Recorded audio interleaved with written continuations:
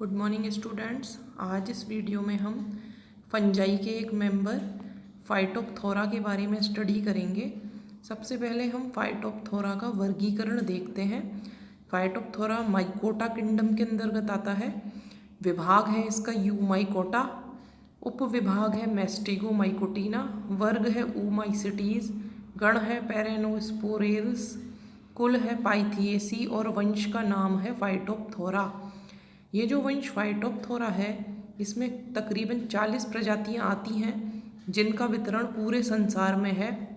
संसार में सारे स्थानों पर इसकी प्रजातियां पाई जाती हैं। इसकी ज़्यादातर प्रजातियां जो होती हैं वो परजीवी होती हैं, यानी किसी दूसरे परपोषी से अपना पोषण प्राप्त करती हैं जो कि जीवित परपोषी होता है। लेकिन इसकी कुछ प्रजातियां जो होती हैं वो विकल्पी मृतोपजीवी भी होती हैं। विकल्पी मृतोपजीवी से तात्पर्य है कि वैसे तो ये परजीवी है लेकिन परपोषी यदि इसको प्राप्त नहीं होता तो इस स्थिति में ये मृतोपजीवी की तरह भी अपना जीवन यापन कर सकता है, यानी सड़े गले मृत पदार्थ के ऊपर भी जीवित रह सकता है। यह बहुत ही विध्वंसकारी वंश है, यानी ये बहुत ज़्यादा नुकसान पहुंचाता है फसल को, और इसी वजह से इसका नाम जो है वो फाइटोप्थोरा रखा गया था। ये जो फाइटोप्थोरा है ये शब्द दो शब्दों से मिलकर बना है। पहला है फाइटो, फाइटो का मीनिंग होता है प्लांट, और थोरा का मतलब होता है डेस्ट्रक्शन यानी कि विनाश। पादपों में जो विनाश उत्पन्न करता है वो वंश होने के कारण इसका नाम फाइटोप्थोरा रखा गया है। यह बहुत ही महत्वपूर्ण वंश, और इसकी एक जो प्रजाति है जिसका नाम है फाइटोप्थोरा इन्फेस्टेंस, वो प्रजाति आलू में एक रोग उत्पन्न करती है जिसका नाम है आलू की पछैती अंगमारी, जिसे लेट ब्लाइट ऑफ पोटैटो भी कहा जाता है।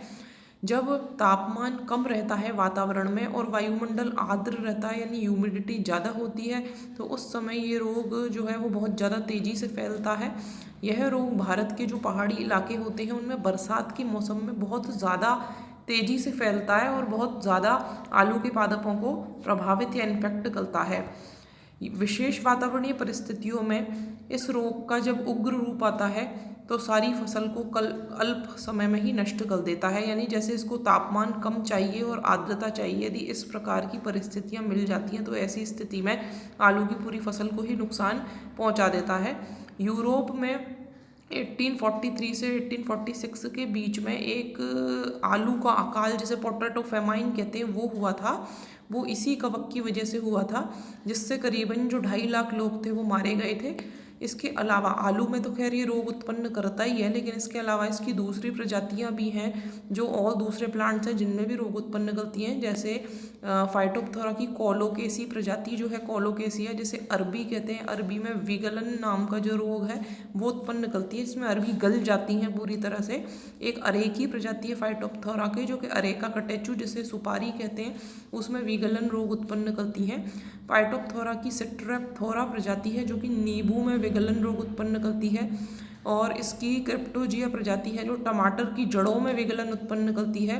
मेगास्पर्मा प्रजाति है जो गोभी की जड़ों में विगलन उत्पन्न करता है, और एक निकोटिनी प्रजाति है जो तंबाकू में रोग उत्पन्न करता है।